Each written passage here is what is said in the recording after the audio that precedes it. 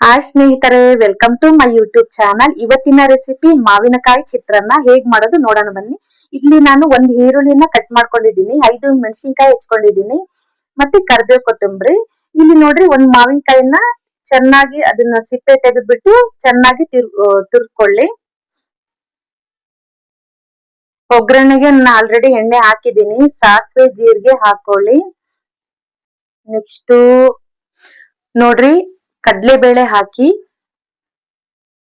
Next ಉದ್ದಿನ ಬೇಳೆ ಹಾಕ್ಬೇಕು. ಸ್ವಲ್ಪ ಶೇಂಗಾ ಬೀಜ ಹಾಕೊಳ್ಳಿ.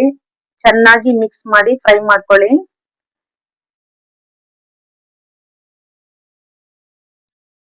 ನಂತರ ಹಸಿಮೆಣಸಿನಕಾಯಿ ಹಾಕೊಳ್ಳಿ, ಕರ್ಬೇವು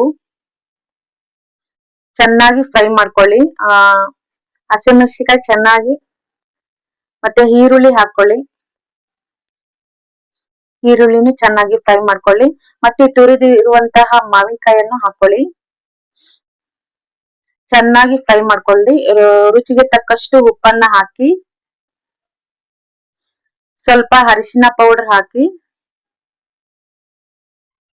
ಚೆನ್ನಾಗಿ ಮಿಕ್ಸ್ ಮಾಡ್ಕೊಳ್ರಿ. ಫ್ರೈ ಮಾಡಿ ಚೆನ್ನಾಗಿ. ನೋಡ್ರಿ, ಇದು ಒಗ್ಗರಣೆ ಸ್ವಲ್ಪ ತಣ್ಣಗಾದ ನಂತರ ನೀವು ರೈಸ್ ಹಾಕಿ ಕಲ್ಸ್ಕೊಬೋದ್ರಿ. ಇವಾಗ ನೋಡಿ, ರೈಸ್ ಹಾಕಿ ಕಲಿಸ್ತಾ ಇದೀನಿ.